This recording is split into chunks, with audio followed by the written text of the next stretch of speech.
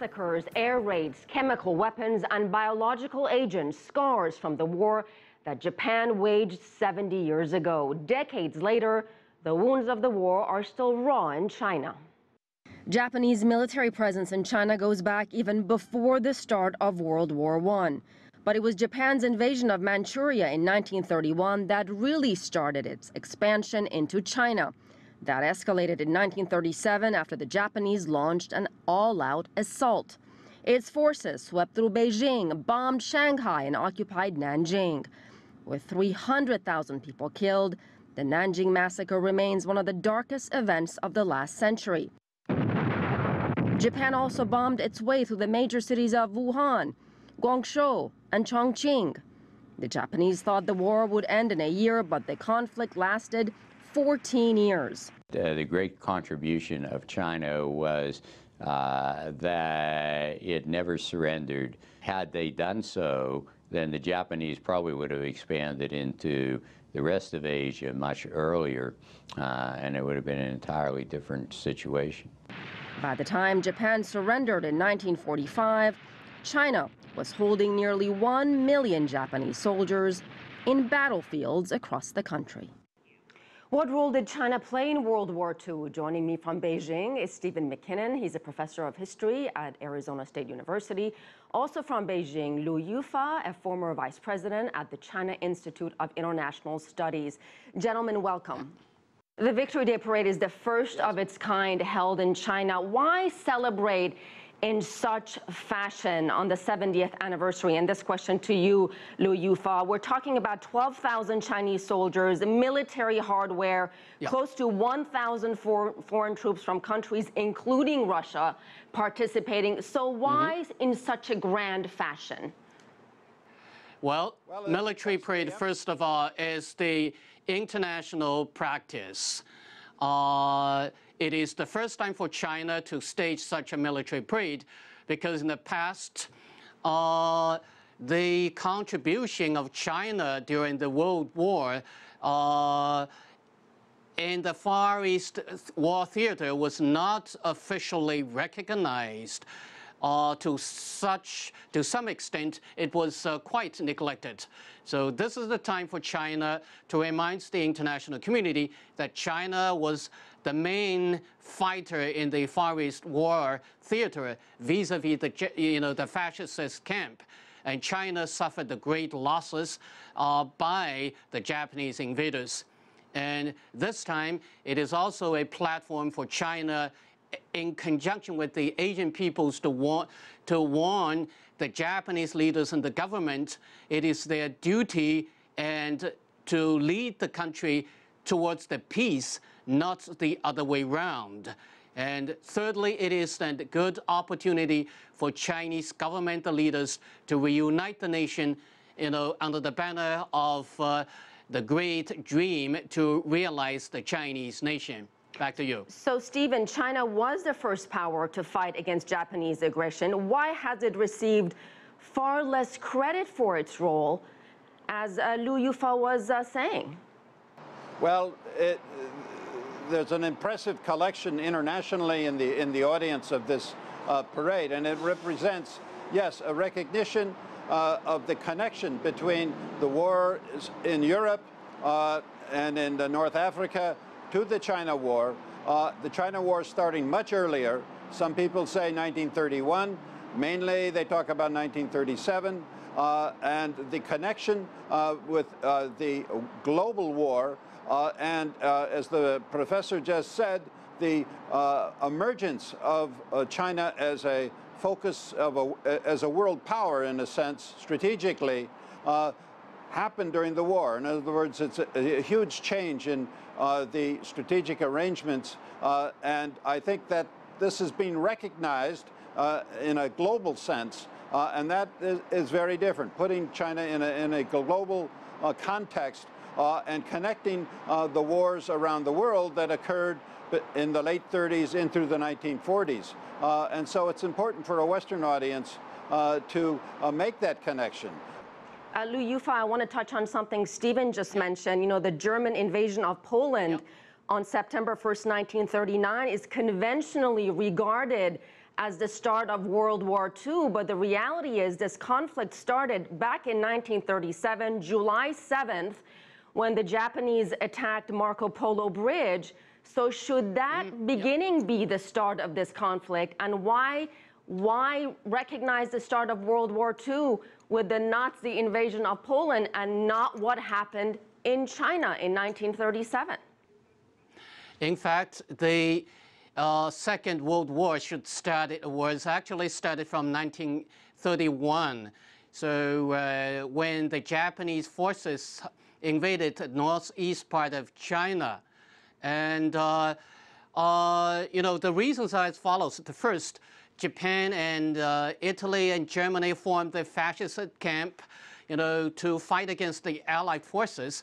As a result, Japan was considered part of the fascist camp. The first, and the second point, China was the major country that withstood the impact of the Japanese forces. Even before the official start of the wars in Europe, Chinese army had already killed about 500,000 Japanese soldiers on the Chinese war theater. Yeah. Stephen, Nanjing massacre remains one of the darkest events of the last century. How much attention did the atrocities in Nanjing get way back when? And I want to read a quote from Frank Tillman Durden. He was a journalist for the New York Times, and this is what he wrote. He wrote, "Their victory was marred by barbaric cruelties, by the wholesome execution of prisoners, by the looting of the city, rapes, killing of civilians, and by general vandalism." He was a journalist for New York Times, and he was in Nanjing. He witnessed what atrocities unfolded, and that's what he wrote. Do you think what happened in Nanjing got enough media attention in the West when it happened? Well, yes, I knew that correspondent and some of the others that were in Nanjing at the time. Foreigners had special position at that time in China, so the Japanese did not interfere with the Westerners, so they could report on what was going on. The Nanjing massacre really, when it got into the Western press at that time, really shocked the broad media, and it really is the beginning of attention in the West to what was going on in China. The earlier event of Manchuria that was just mentioned did not get the same kind of attention. And the Nanjing massacre was designed, of course, by the Japanese. They thought if they did something like this, China would surrender and give up. Obviously, it strengthened, actually, Chinese resolve. And Western correspondents began to come to China right after that, in Wuhan, for example, and later in Chongqing, and report about the Chinese holding out and their brave resistance to the Japanese. There was a civil war in Spain going on at the same time, and there was a connection between the two made, between anti-fascist struggles in Spain and in China. Hemingway, Auden and Isherwood, if you know who they are, and others. Robert Capa came to China in 1938 to cover this war. So the Nanjing massacre really set off huge alarms in the West. It was a terrible event, but also the Japanese committed atrocities on a slightly smaller scale all over North China before this. So the Nanjing event was not, the only kind of massive killing of people in villages and smaller cities and so on. City of Baoding, for instance, near here in Beijing, was decimated by the Japanese earlier. And there was a huge battle over Shanghai before the Nanjing massacre. So it did get the attention, though, of the West and was the beginning of involvement of the West. Russians did begin to aid China at that point. And there was some significant aid coming from Russia in 37, 38. And then things changed. Hitler and Stalin made a pact, and the whole situation changed. Liu Youfa, let me turn to you. Once again, a question about Nanjing. How much is what happened in the past is part of Nanjing's identity today? Well, It is definitely a tragedy for the people who suffered great massacre in, when the Japanese invaders broke the city of Nanjing. More than 3,000 300,000 people were massacred. Even today, for those families, it's always a scar to the memory of the families. And it was always a reminder for the people that, they have to help the country to be strong, so that they would not suffer from the same invasions or, sabotage by the foreign invaders. And this question, I'll start with Stephen, with you first. China's military contribution during World War II. Again, a lot of people don't know much about it. Stephen, first to you and then to Liu Youfa. Well, the military contributions were important in a couple of ways. One was guerrilla warfare, or what we now call asymmetrical warfare, was really fought for the first time in a massive way in China to resist the Japanese. And this is the beginning of this kind of guerrilla warfare, hit and run, against large, mobile, highly mechanized, with superior firepower forces. The Japanese had air superiority and so forth. But the guerrilla effort made by both the Kuomintang side and the communist side continued throughout the war. So that's one contribution.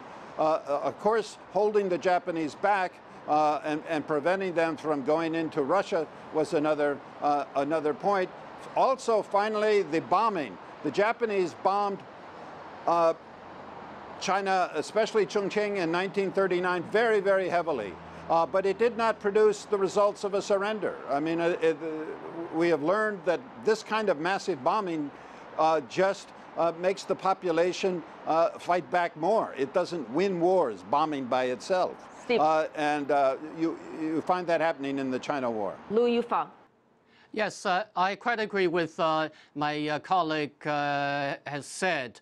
Let me just add a couple of points. First of all, during the war, throughout the war against Japanese aggressions, the Chinese armies totally killed about more than 1 million Japanese troops across China and wounded the other million plus.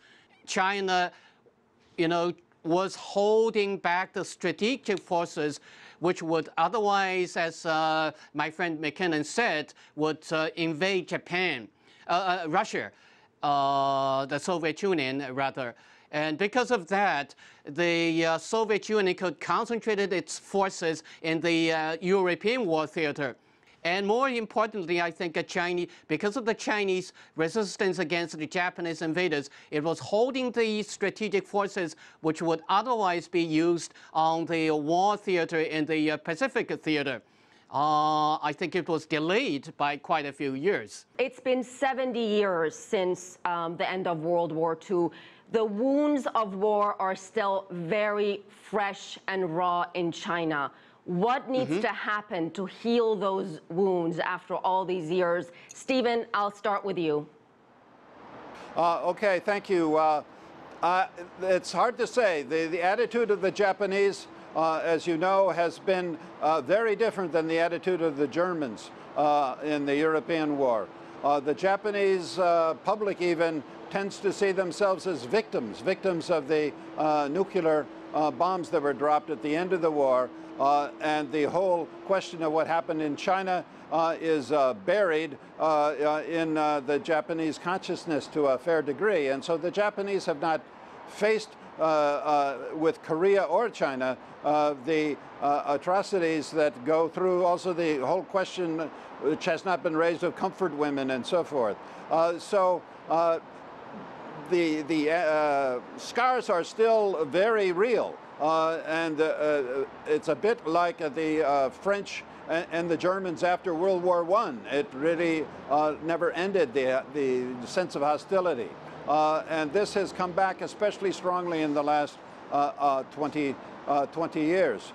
So there has to be much greater efforts made to deal with the memory of the war and acknowledge the horrors of the war per se on both sides, but especially on the Japanese side, obviously. Liu Youfa.